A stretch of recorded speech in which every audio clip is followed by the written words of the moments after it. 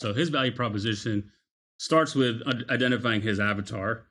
So small business owners with lean management teams. So these are typically companies that are smaller than 50 employees. Again, not a huge C-suite. And they're struggling with the same thing. How do I attract and retain top talent? How do I build great culture within our organization? How do I nurture high performance teams? Those are all the ingredients that go into the messaging, and it's different for each one depending on the industry that we target. But for him, he's targeting healthcare, financial services, and construction and engineering firms, in addition to the DoD. Our core message is there. How do we say it in their vernacular so that it gets cut through? Because if I'm calling doctors' offices and say, hey, we want to get you better customers, there's an immediate disconnect because that's not how they talk. They're dealing with patients, not versus customers. That's just a simple example. But a real understanding that having a broad message, we make it very specific to the industries he speaks to.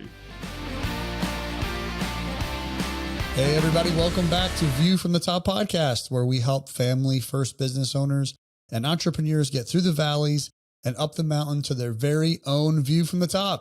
So glad you're all listening in today. My name is Kevin, also known as Wally Wallenbeck, and I've got Aaron, known as Big A Walker. Big A, how's it going today, man? Come on, Wally. Doing good, buddy. No complaints on this end. Rocking through, getting a lot done, getting ready for just a productive quarter. So nice. No complaints on this side. Nice. No complaints. I heard somebody say one time something about, if I complain, no one would care or listen anyway. So it didn't matter. Well, that's true. I think that's true, but we still like to complain sometimes. I think we use it as a badge of honor sometimes. We're like, I'm busy, man. I'm struggling so hard. And I was like, okay, let's get on with it. Right. It doesn't do any good. And I've learned over the years, just, here's the truth. I'd rather be busy, right, than looking for something to do. Like that would drive me crazy, So when I say I'm busy or looking for a productive quarter, it's good. Praise God that we're able to be busy and to have productive business. But I think things are good, man. Good to see you. I think thinking about productivity makes me think about looking ahead versus, complaining makes me think about thinking from behind, right? That's interesting way to look at it. Yeah. Hey, I got a question for you today. I've got a brother that has a couple kids, and one of his kids is really into sports. He's young. I think he's 10, maybe 9 or 10, somewhere in there. Okay. And really into sports, and he's pretty gifted. He's a good little athlete. And they've done the rec sports, and we had a lot of when our daughters we were raising our daughters. We had a lot of friends that put their kids in, rec sports, and we did the same with ours. And then it got to a point where it's like rec is rec. And then, if you want to take it to the next level, then you're going to like, travel teams. Right. Right. And I've never been settled in my mind. I mean, everyone gets to choose. I know that, right? What's best for their family and how they go about it. And I can't sit here necessarily say that, I can choose for my brother or I can choose for somebody else. But I just wonder, from your perspective, you had any experience with like travel sports and what's been your experience? Yeah. Well, when you said that you chose not to do that, you did the rec sports, but I don't know if your daughters are going to listen to this episode or not, but so it may be a tough question. Were your kids like really good? Like, were they top shelf athletes in the things that they participated in? Or were they like, okay, they could hold their own, but they weren't like collegiate getting ready, that like, where did they fall in their abilities? That's a great question. So I'll answer that question. The answer matters, It does. And I think there's another aspect to it too. I was actually a collegiate athlete myself. For the first couple of years in college. I played college level soccer. And so I came from not travel sports. When I was younger, we didn't really have that too much. And so getting into college and participating at that level, but even coming out of that, my mindset was I never identified or felt like I had missed something in life. I'd been blessed to participate at that level. So I was never trying to like make it up in my daughters or, trying to live my life out through them. So that was never a part of it for me. But one of the things that Sonia and I both were very intentional about was paying attention to what their goals and dreams and things, even at a young age, like what were they excited about, what they want to do, how their personality match. But even in that, we had a daughter that our middle daughter actually was, she's probably the most athletic of all of them. And the other two did some things as well, like softball, and they did gymnastics.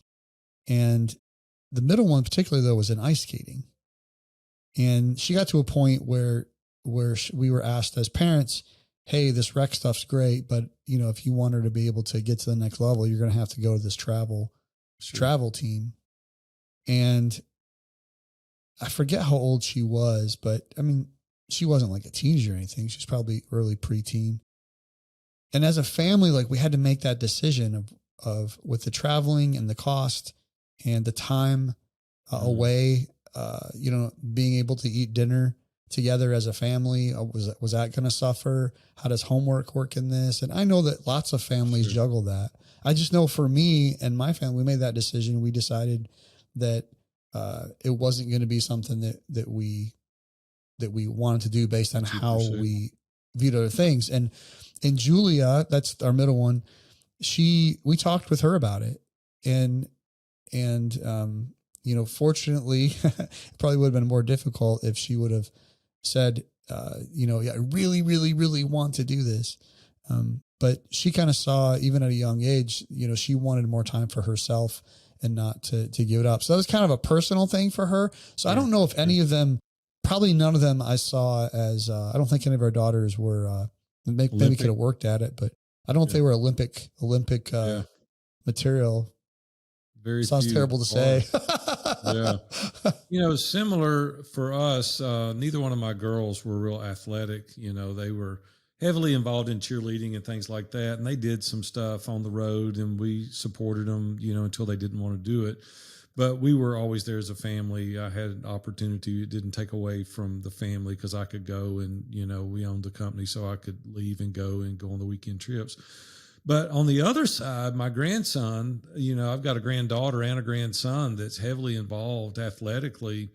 And my granddaughter actually is on a travel team for volleyball.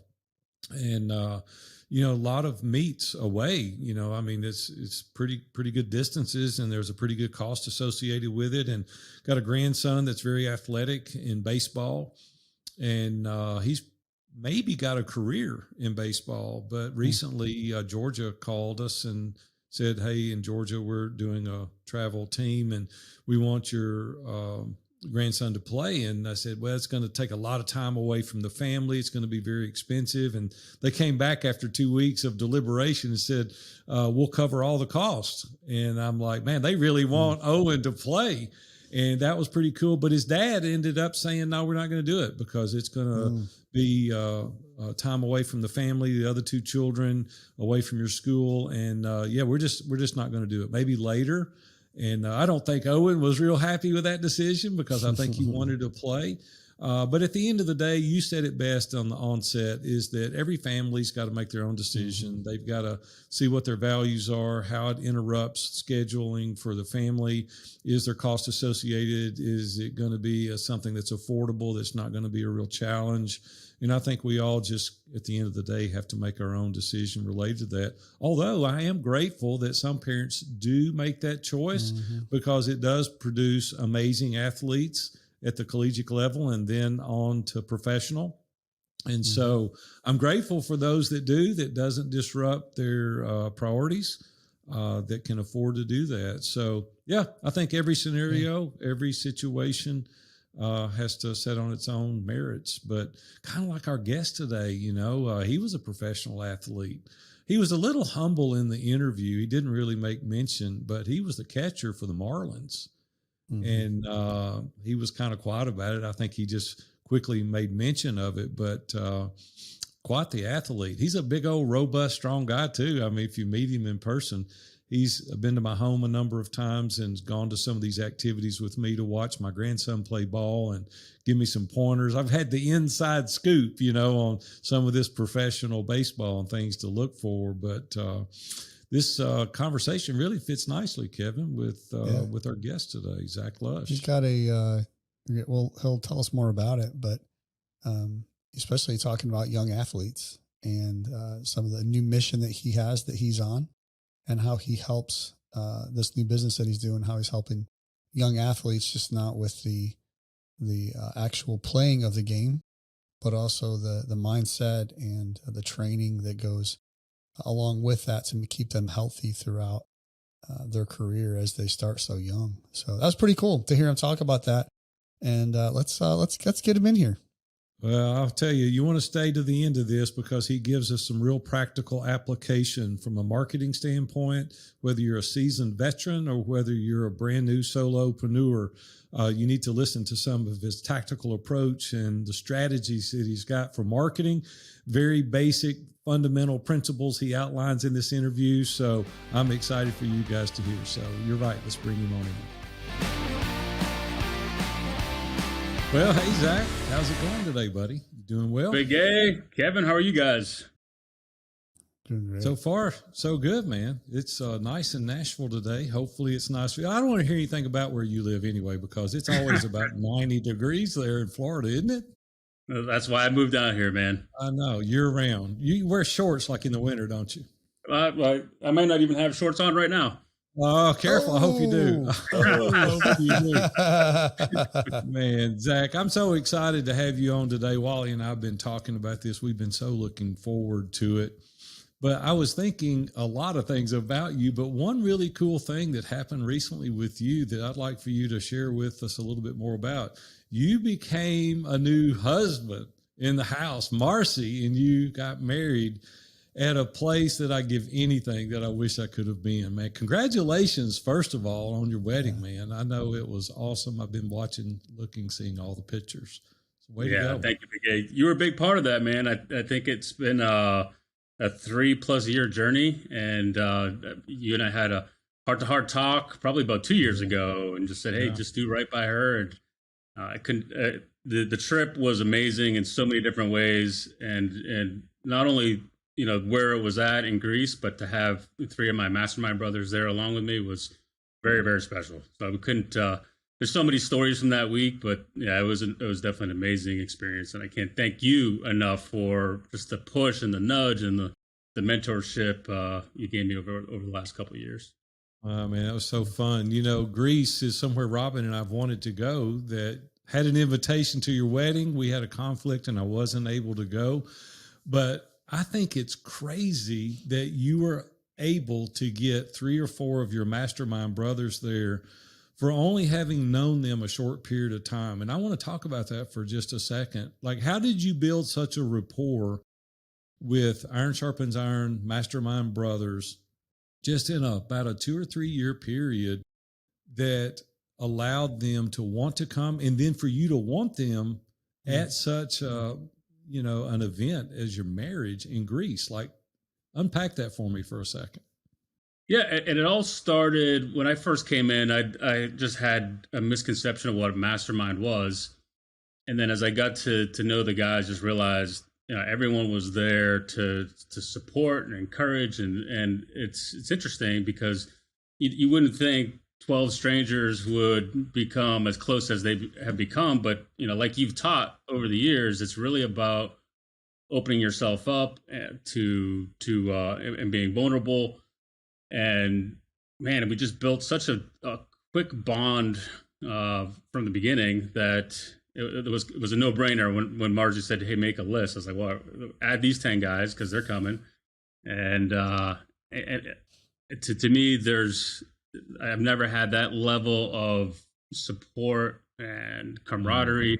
So yeah, I think how it developed is just natural. Like I just took what you said was the best way to approach this and be open and vulnerable, and it kind of took a life of its own from there. So when you first joined ISI years ago, you called me after the live event and you said, "Hey, Big A, I've got to talk to you."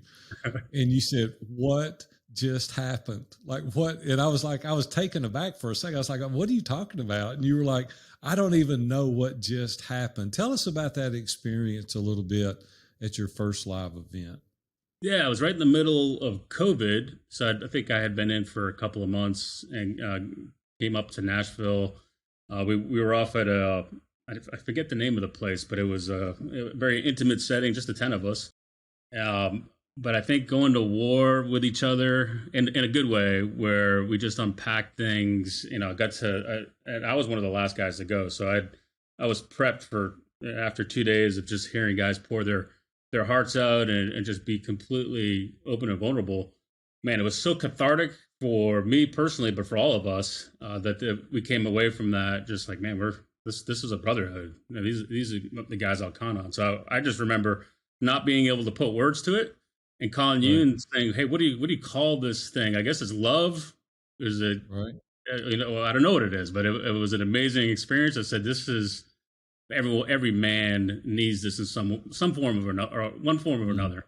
Yeah. Mm. Zach, you and I have had the privilege of spending a lot of time together. You've done some work with us here at View from the Top, and you came to my house a couple of years ago and you sat on my patio. And Wally, I don't think I've ever even told you this story, but Zach's got an uncanny ability to be able to dive quickly with people. Like he can get into their life.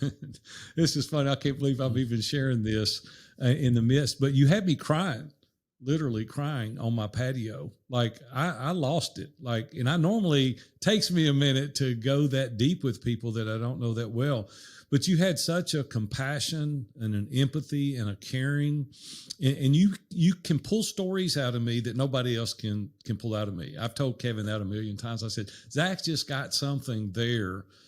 Is that something that you've learned? Is that something that you've educated yourself on? Is it you have the ability to be able to find out the journey? Like unpack that for me, like, because I want to learn how to do it. So teach me how that I can go there with people, because you just seem to have the right questions and you can go deeper and deeper until you really get to the core of what it is that we're trying to work on, kind of the journey. And so talk to me how you've been able to learn to do that. But yeah, that's a great question. And I feel it's probably rooted in my my athletic career. Just I was a catcher at the college level and at the professional level. And part of being a catcher isn't just to obviously catch the ball, block balls, and all that, but it's also to be there as a psychologist for the pitcher and to keep them in the game. So I think there was just this genuine curiosity and really trying to get to the root of what's going on for the pitcher on the mound. Then I just parlayed that into my professional career as a marketer, to truly understand where's this coming from, what's the story behind it, what are the lessons learned. So I think there's just a genuine curiosity that I have. So I typically don't let people off the hook until we get to those. I know it made me uncomfortable. Like Yeah. when we were talking and you were prying, and then you would dig deeper, and then you would ask a question behind the question. And like, it was frustrating at first, like, cause I didn't know you that well, and you kept digging. And then it was a revelation. It was like the light came on because you kept digging for these questions. And it was like, that's not the real thing. Like, what is the next? And you would ask these probing, deep questions. How have you used that in your skills and in your ability, because you're a marketing guy and you're a strategist and small business owner, right? So that really plays into your background. Kind of talk to us a little bit about that, about how you got into marketing, how you've learned these skills, and share a little bit more of your background about how you've done that. Yeah, thank you. Well, I got into marketing because I truly hated marketers with a passion. Like if you came to my gym, knocked on the door, said you were selling yellow book advertisements, or you were a marketing guy, I was throwing plates at you, just because there was a time where I felt I was paying them and was never getting results on the back end. So when I eventually walked away from that business, the gym, I said, I'm going to really dive into this and do this the right way and truly understand how can we put together good messaging that is above board, it's honest, it's in integrity, and do this right. So it's been a long journey. It's been 7 years of truly understanding marketing, because it really is behavior and psychology. And to me, it's definitely the driver for most businesses. But I've had an epiphany over the past year, and again, I relate this back to you, where you said it's about relationships, and I've seen that where you look at marketing as a driver for business. It's still required, but to me, it starts at relationships and talking to your target market, truly understanding their pains, struggles, desires, goals, and dreams. And then you can work backwards to develop good marketing messaging and value adds along the way. So there's definitely there's an art and science to it, but to me, it starts at relationships, and then that will help anybody figure out their messaging, their offers, and the rest. So yeah, it's been a journey. But to me, what I love about it is it's never ending. It's constantly shifting, and I know that gets frustrating for people because it's daily. And to me, it's like baseball. Baseball, it's daily. You don't play once a week. You play every single day. So you just have to get up. You have to get up, take your at bats, and take your swings to figure it out. But it's tough. Wally, when he was working with us, a few years ago, you remember, I'm sure clearly, about how he said that we really need to work hard at pulling out our core message. And you said really how important that was. Zach, why do you think that's the case, that we discover what the core message is? And is that true for all small businesses? Yeah, it is. Yeah, to me, messaging is for real. To get cut through with your messaging, it needs to, number one, it needs to be relevant. So you need to be speaking to things that people are genuinely interested in or trying to solve a problem for. The second level of that, it needs to be elegant in a way that's simple and easy to understand. And then the third one, if you can get this, find a unique way of parsing your message, then that's the trifecta. But initially, it just needs to be relevant, solve relevant problems. And I think with what we're doing at ISI and just within the coaching, I mean, people are struggling with a lot of different things. Now everyone's freaked out about the market, and you just got to find ways to how can our message help solve people's problems in a way that matters. So that's the key to all of this. You think it's important that we identify multiple core messages? Is it a singular, like the narrow we become on our focus, the better? Or do you think we should be more broad? Should we be an inch deep and a mile wide? Or should we narrow that focus and be an inch wide and a mile deep? Like, what is your suggestion to your clients? Yeah, I would say it's the latter, Big A. It's definitely be a mile deep, as I think the market's demanding that now. They want substance. I think most marketers that are out there are really good at promising this, kitchen sink. But at the end of the day, people realize now it's like, hey, there needs to be substance to this. So to me, I now teach clients, like it's called the bow tie funnel. It doesn't stop at customer acquisition. It actually should be, how are we nurturing our clients and helping them succeed? And that's what I love about ISI. It doesn't stop at you guys bringing me in. It's like, no, we want to make sure you're tracking well. And I think all businesses need to be taking that approach, because then you have brand advocates and people that can go out and help spin up the referral engine. So go deep and definitely make it substantial, comprehensive. Do you see people are shortcutting things now? Are people not thinking through the whole process and doing follow up? Like, tell us the history of some of the folks that you've seen in some of the problematic areas that would maybe really radically change their acquisition or, lessen their churn rate. What are you seeing people are doing well, and what are you seeing people that are doing wrong? Forget who said this. It might have been Ryan Holiday, but he wrote a book, All Marketers Are Liars. And I saw that. I was on the back end of some really smart guys, really good marketers. I'm very grateful for my time there. But there wasn't anything on the back end. Like there definitely wasn't the same type of emphasis on fulfillment than there was on acquisition. So to me, yeah, I think everyone needs to be really focused on how can we make this game changing for the clients we bring on board or the members we bring into something like a mastermind, and then you work upstream and figure out, all right, how do we acquire those customers in an above board way? I think the market is jaded at this point. and they're just going to figure you out. So now it requires more of an inbound marketing focus, putting good value content out there, things like what you guys are doing on a daily and weekly basis, and just member driven content. And so just find ways to expand, the value you're disseminating out in the market, but come at it from different angles. So to me, there is one core message, and then there's a lot of sub messages that support the core message, if that makes sense. Mm-hmm. Yeah. Hey, Zach, can you kind of, talking about the core message idea, can you pick like one of your clients that you've had in the past and just give us an example of give us some clarity around like what a core message, I mean, I'm just making up, maybe it's a plumber, right? What is his core? Pick a client for us and kind of walk through that so we can get like a really good example of what that idea of a core message really means. Yeah, so I'm in the midst of it right now with a guy named Robert Teschner of taking over as his CMO, and what Cujo he goes by his call sign is really trying to do is help small businesses figure out their leadership and teamwork problems. So he was leading with most teams aren't real teams; they're just people doing task work. So we've really pulled back and distilled it down to it's really about leadership development and teaching people teamwork, really teamwork. So we're finishing that message, but right now there's always we need to answer to the left brain, because the left brain is the logic brain, and then there's the right brain, which is the emotive brain. So as an example, for him, the left brain statement is increase your blank by blank. So increase your productivity or team performance by 25%. And most people's BS meter will go up. It's like, what does that mean? How can you prove it? So that's where social proof comes in.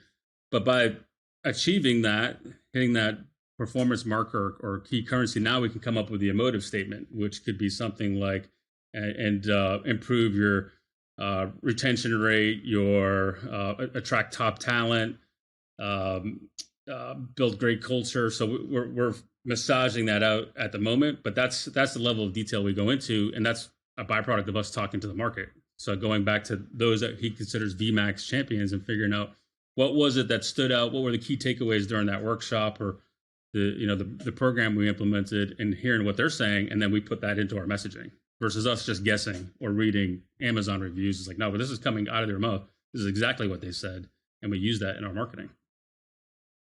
That's good.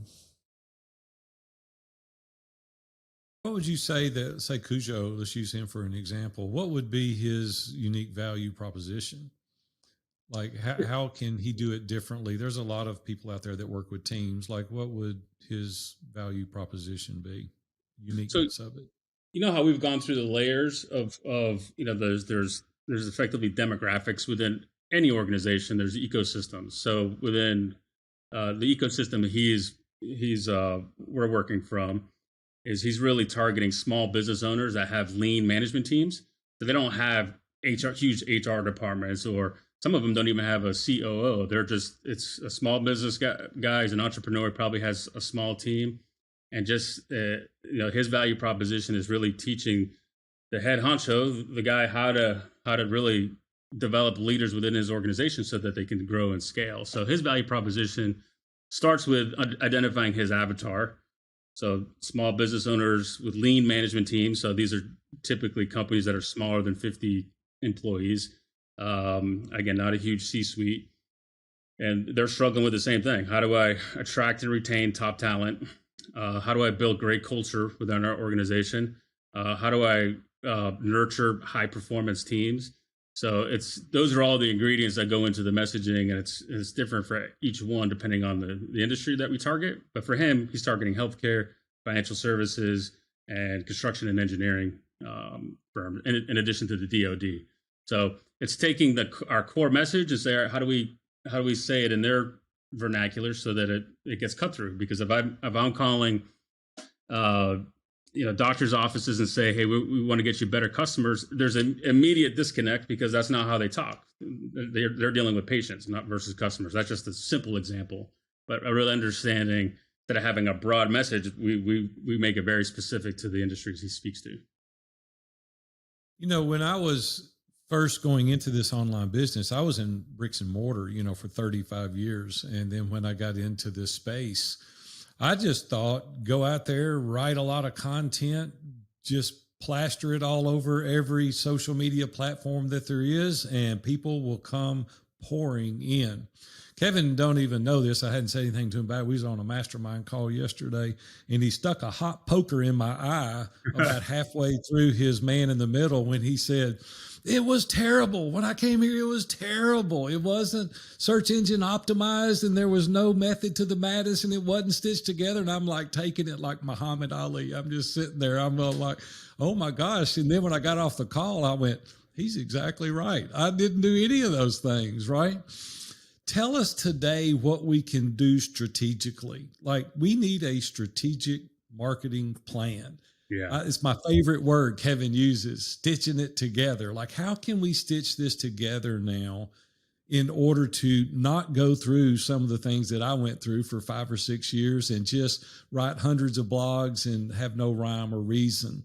How do you strategically build a plan for people so that they don't have to navigate those waters?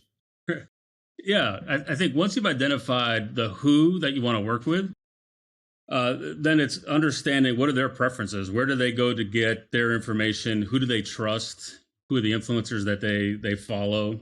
So I think understanding preferences would be key. Then that typically, as you work upstream and you look at, all right, I know who my avatar is, what they want, I know what their preferences are. Then you develop a strategy per channel. So channels could be social media, it could be search engines, it could be podcasts. They like to go to conferences, and instead of doing everything under the kitchen, under the skies, like pick the channels that you have some affinity for, to have some understanding, and work and start there. So these days, right now, LinkedIn is probably the hottest thing you can do because it's morphed from being just a search engine and a networking group to where it's become more of a content platform. So I would be on LinkedIn, posting 2 to 3 times a week, and there's a strategy on how to do that properly. I would definitely, right now, video outperforms everything. So that's a way to over-index and get cut through in your market. So video by far over written long forms work, but that still has a play. It's just understanding where does that go. That may be more in a book format or again, when I look at as a whole, who ISI is, who we are as a organization, most everyone is listening to podcasts, listening to audiobooks. So that's where I would be. Versus if I'm sitting there writing long form content, it may be good for search engines, but I haven't read a blog in I don't know how many years. It's been a long time, but I'll read books. So yeah, understanding the channels that they're at. And then really getting clear on building the basics. Everyone needs a marketing calendar. Everyone needs to understand what are the campaigns I need to run every week, every month, every quarter, because you should always be building towards something. So those are kind of the basic ingredients of how to put together a strategic plan. But yeah, there's a lot more that's involved there, but at a high level. Let's talk about LinkedIn for a second. You could see your enthusiasm go up with LinkedIn. Why all of a sudden such an affinity towards LinkedIn? I've just seen it morph over the past. It's been probably the last 6 months where it's just become more of a content platform. So people are staying on that platform longer. And what I love about it is that's where it's just people are on there to do business. It's not like Facebook where everything and anything is on there. It's really focused on the professional. So yeah, there's a lot more coming down the pipeline with LinkedIn. I know there's still the advertising platform is still not ready for most businesses. But yeah, I think that'd be a place I'd be paying attention right now. Twitter, you use that platform. A lot of buzz about Twitter right now. What are your thoughts on Twitter? Yeah, Twitter. I haven't used it, but it's something that I know Cujo is using it, and to me, there's a different cadence on Twitter. So Twitter's, if you like curating and you're definitely involved with the news, or you're trying to be relevant, I think Twitter is a fantastic place for that. But I would say the 3 big ones right now are LinkedIn, Twitter, and YouTube. And I'm dabbling in TikTok. I still don't understand it. My kids are all over it. But I was listening to Gary Vee's like, just pay attention to what the teenagers do, because eventually, the older demographic catches up, and we're starting to see that we're skewing older and older. Where I know Margie's on it, I was like, man, I can't get on another platform. I still haven't gone on Snapchat with them, and that's where they hang out. Yeah. Hey, Zach, when we're talking about these different platforms, one of the things I get frustrated by, and I think you're alluding to that when you're talking about, LinkedIn versus, say, Facebook, is it feels like a lot of these channels, I say a lot, but feels like enough of them are entertainment focused. Like when I watch someone on Facebook, they're there to be entertained. Like doesn't seem to be there. I think am I off on that? Am I right on that? And then how does the whole idea of marketing and advertising and interruptions, and there's, all those things that go with it are places like what I heard you say in the beginning was, find two or three or two or one. If we're doing none, find one where we can just be excellent at and be consistent at and committed to, right? But is like Facebook, just don't worry about it? Are there market segments that works well for, versus LinkedIn? I know those are kind of generic questions, but as people are listening, they have all kinds of businesses, right? And so to say, focus on one, focus on the other, what are some pros and cons maybe? Is there a pro and a con to Twitter? Is there a pro and a con to Facebook, a pro and a con to TikTok, a pro and a con to LinkedIn? Like those are kind of the main, and I think I mentioned Twitter in there too, but are there like simple pros and cons to each of those to help people decipher like which one or two should I pick and really be committed to? You mentioned YouTube in there, email's another one still potentially viable. Like, or maybe I think I'm asking maybe too broad of a question. Is there a way to break it down and say, what filters can I use to help me determine which ones as a business owner I need to be on? Yeah, no, great question, Kevin. I think it goes back to really talking to your audience and understanding.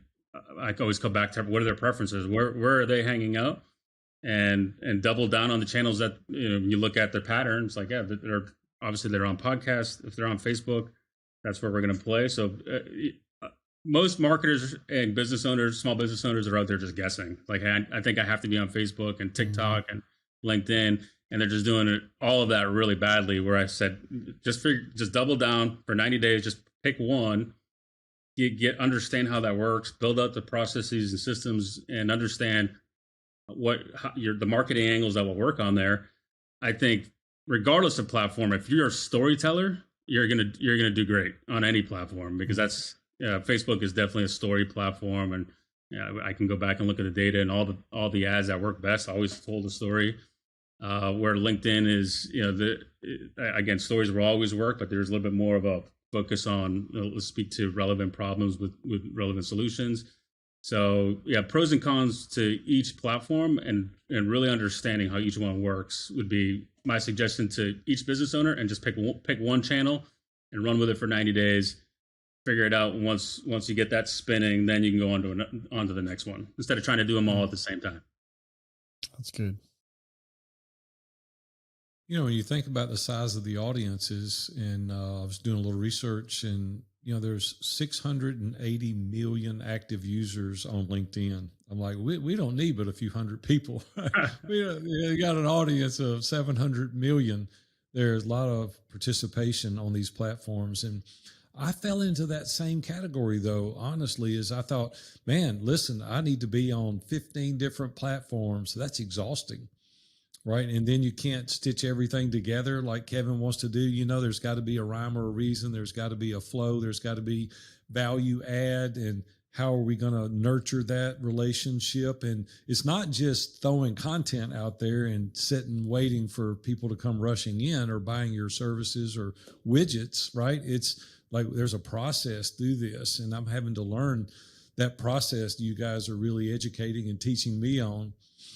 What would be the first, second, and third thing for people that are maybe solopreneurs, entrepreneurs, new in business that want to start marketing? What are baby steps? Like step one, they should do this first. Yeah. step 2, then step 3. Let's don't overwhelm them with the whole marketing plan.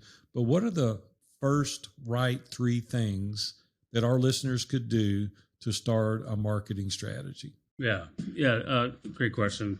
Again, Big A. So the first thing I would do is I would build a list. I call this the Target 30 list, and find those that are your company's champions. So I would, even if I was doing it for ISI, I say, find me 30 ISI champions, past and present people. So I would probably hit the Chris Townsends and all those guys that are just, I think Chris Townsend has an ISI tattoo at this point.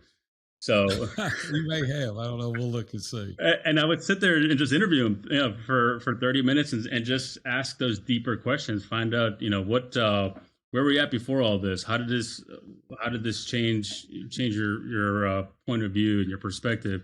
What are you struggling with? How are you getting that support? And really talk to them. And then from there, you have kind of the raw ingredients to develop messaging. And then I would just double down on developing a core message, so that we call it the value statement or the unique value proposition, and understand we call it the problem stack. But what are the known problems that they're publicly talking about in forums or communities, or just on a Zoom call? What are the unknown problems, or the known unspoken problems, those that they may confide in with somebody? And those are the ones that are deeper. That's when we get into a root cause analysis. That's where you really want to understand, how's that affecting your family at home? How do you feel? What are some of the thoughts that you're having at night? How are you getting help for that? And then there's always the unknown, the blind spot. And that's why I love the mastermind, because there's always 7, 8 guys that are going to call out your blind spots. Like, well, man, you said this. And that's understanding what the unknown is and being able to bring light to that is key, because that's how we develop affinity and cut through. It's like when you can relate someone's problems better than they can, they immediately assume you have the solution. So, and then the last part of this is develop a good pitch.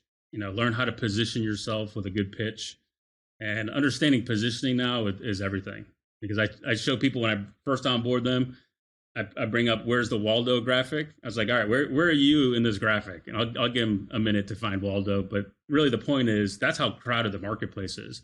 So truly understand how to position yourself in front of your ideal prospects is everything nowadays. I really like the first step, doing the due diligence, right? Finding the avatar, discovering what their needs are, asking deep questions. I guess that's why you're so good at asking those questions. You've done that so many times, right? You just go layers and layers deep. And then you can create your messaging from that, right? To position yourself in the market and be consistent in putting your message out to the market. Listen, you're going through some of this same process yourself right now. I know you've got a new venture that you're starting called Dojo. Yeah. Talk to us about that a little bit. I know you're excited about it. You've shared a little bit with me about it. What is some of the process and the marketing strategy that you're using? And tell us a little bit more about Dojo, so we'll get firsthand experience from the guy. So Yeah. What are you doing to market Dojo?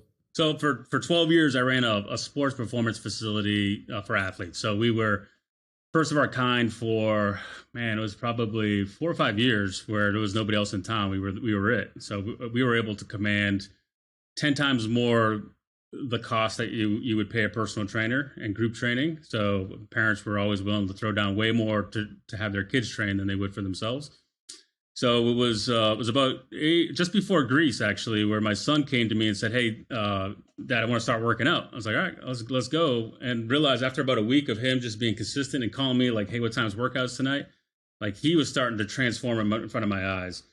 And then after about a month of it, it's like, all right, this kid's got swag now. He's actually turned into a young man, because I was nervous about him. I remember coming into multiple mastermind meetings. It's like, man, I don't know what to do with my son. I can't get him off video games.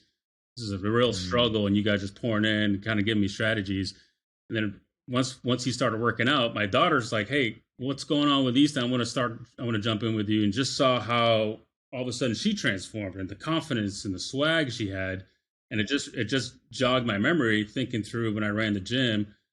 and I have messages upon messages, emails and texts from parents like, what you did for my son or daughter transcended sport. They're now a doctor, an engineer, a pilot. Like all these cool stories came out of that time frame, and then realized most small colleges, high schools have inadequate training facilities, and even now at the youth sport organization, there's such an emphasis on play one sport, play it year long, where kids are burning out, they're getting hurt at a younger age because there is no emphasis on the training, the physical training. And to me, the physical training augments the mindset, the emotion, their emotional intelligence, even social skills.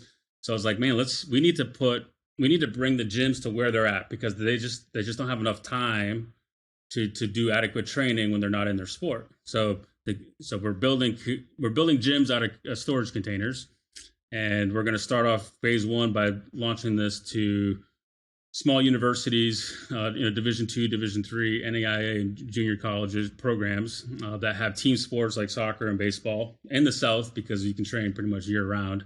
And it's just a way for them to augment their training, make sure that those bigger field sport teams are getting the proper training that they need, and then bringing in the programming element. So there's a lot of cool stories behind it. Dojo stands for, or it means the place of the way. And there was a young athlete of mine that was died at a young age. Unfortunately, he was going the wrong way, and he had called me the morning he was coming back to the gym. And he said, your gym was always the place where I understood the way, like I understood what I needed to do. And unfortunately, that was the day he lost his life. So I did it in honor of him. And then X is the X factor. So it's called Dojo X. X is the X factor that all of us develop over time. When you look at great athletes like Tom Brady or Michael Jordan or Kobe Bryant, they all said I was willing to outwork the competition. It wasn't that I had, Superman skills. It just, I outworked everybody. And that's where the X factor comes in. That's where I think the confidence, the courage, all the virtues we speak to are developed in a dojo. So that's effectively what it's going to be. So we're pre-revenue. We're getting Dojo 1 built and delivered, hopefully in February. But at this point we are talking to potential investors and putting the game plan together.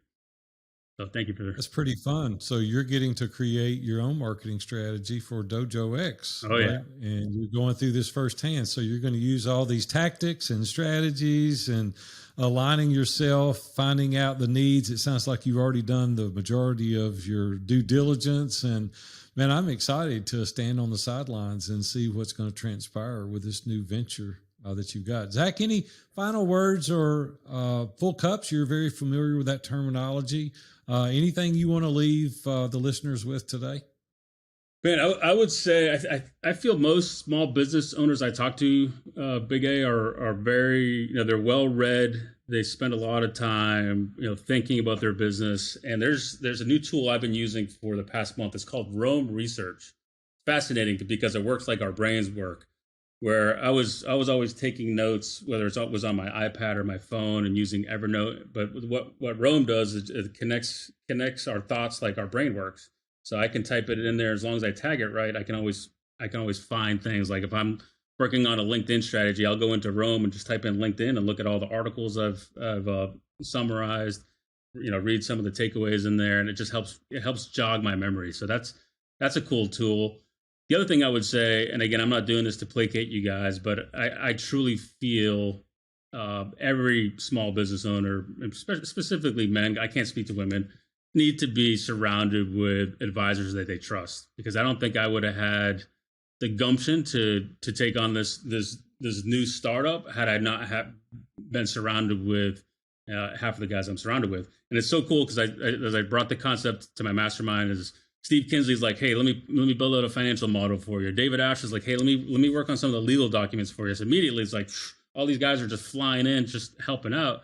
So they're all part of the whether they're the advisory board or the management team. It was easy for me. So, and they're giving me the push in the to get it out there and talk to some big names and building connections. Like that was what. That one kind of sideswiped me because I never would have thought a mastermind would have been like it has been for me. So can't thank you guys enough for ISI and the mission of the company. Well, you're a huge part of that. And you've been such an inspiration to so many over the years in ISI. So we want to thank you for that. If some of the listeners want to reach out, excuse me, how can they find you? How can they connect with you further?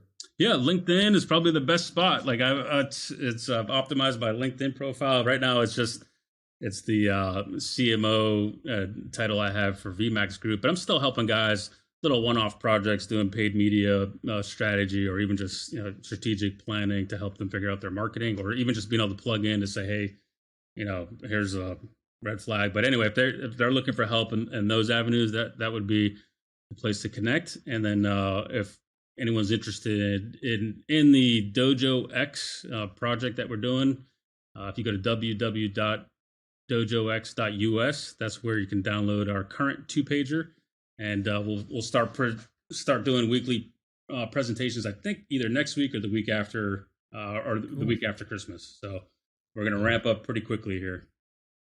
Very cool. Zach, all those links and show notes, the ability to contact will be there. And we just want to thank you for being here today, man. The value that you've added and the marketing strategy, your insight, the mindsets has been invaluable. So thanks, man, for hanging out with us this afternoon. Appreciate you guys. Thank you, guys. Love you. See you, buddy. Thanks, you guys. Well, I hope you enjoyed that interview with Zach. Zach is such a personable guy. He's been such an asset to the Iron Sharpens Iron Mastermind Group, but more importantly, as a friend.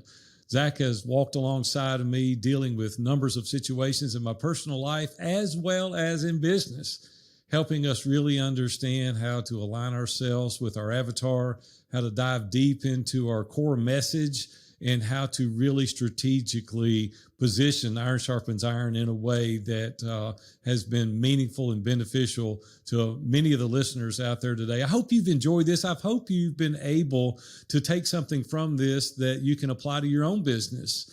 The 3 steps that he's given you, the things that you need to do first, second, and third, just take those principles, go out there and start that. Don't feel overwhelmed. Just take some of these principles that he's laid out for us from a marketing and a strategic method to get your message out, and go out there today and implement those so you too can have a view from the top. Thanks so much for listening in today. The easiest way to connect with us is really through our weekly email called The Climb. This thing is pretty cool. It's just once a week. It's easy to digest, bite-sized topics that every small business owner, entrepreneur, husband, and father can help to use to help them to live a life of success and significance as they climb to their very own view from the top. So you can check it out at viewfromthetop.com/climb. That's CLIMB to get free access now and receive just really next week's issue. We'll see you next week.